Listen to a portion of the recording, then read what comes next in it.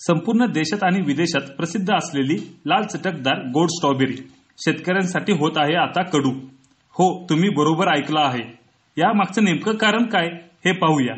स्ट्रॉबेरीच्या दरात होणारी घसरण, वातावरणाचा स्ट्रॉबेरी पिकाला बसणारा फटका आणि स्ट्रॉबेरी पिकावर करपा भुरी रोगाचा वाढता प्रादुर्भाव यामुळे महाबळेश्वर तालुक्यातील शेतकऱ्यांनी चक्क संपूर्ण स्ट्रॉबेरीचे पीक उपटून फेकून दिले.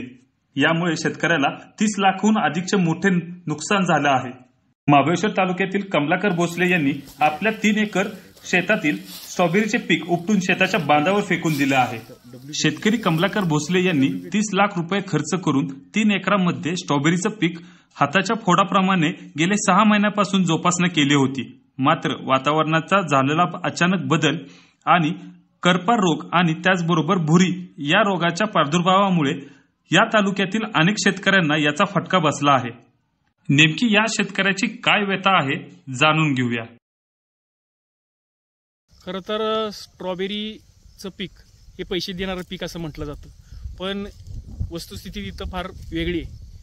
शेतकऱ्याला आज लाखो रुपये ह्या शेतकऱ्यांनी सातारा जिल्ह्यातल्या किंवा महाबळेश्वर तालुक्यातल्या लोकांनी हे लाखो रुपये गुंतवलेत. 25-25, 30-30 लाख रुपये 2 एकरमध्ये ह्या लोकांनी इथं घातलेले सर्वांनी कॅलिफोर्नियावरनं रोपं आणून.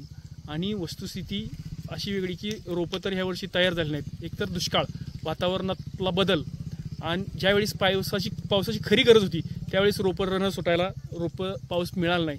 आणि आत्ता जो अवकाळी पाऊस झाला तो पाऊस स्ट्रॉबेरीला, खरं तर स्ट्रॉबेरी सुरू झाल्यावर स्ट्रॉबेरीला पाऊस चालत नाही आणि तो पाऊस, अवकाळी पाऊस अतिशय प्रमाणात पडल्यामुळं ते स्ट्रॉबेरीचं पूर्णपणे नुकसान झालं. करपा रोग वाढला. हे वातावरणातले जे असं बदल आहेत हे स्ट्रॉबेरीला चालत नाहीत आणि पूर्णपणे आज लाखो रुपयाला हा महाराष्ट्रातला शेतकरी बुडलेला आहे स्ट्रॉबेरी उत्पादक.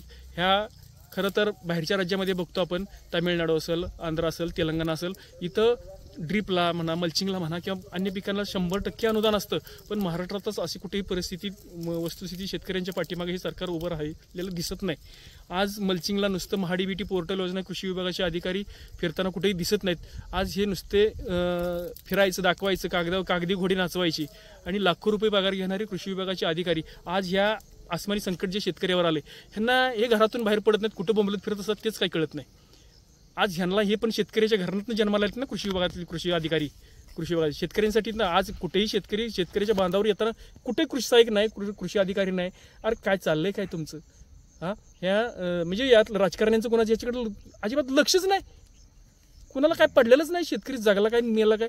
आज कर्जमाफीसारखं नुसतं नावाला तुम्ही निकष लावायचे, हे करायचं, ते करायचं, नुसतं दाखवायचं. काही ह्यांच्याकडे काय लक्ष देणार आहे का नाही कोण? पण या सर्व समस्यामुळे तेवढ्या मोठ्या प्रमाणावर स्ट्रॉबेरी हाताला लागत नसल्याने शेतकरी हवालदिल झाला आहे. शासनाकडून मदतीची मागणी देखील यावेळी शेतकऱ्यांनी केली आहे. न्यूज 18 लोकलसाठी शुभम बोडके, सातारा.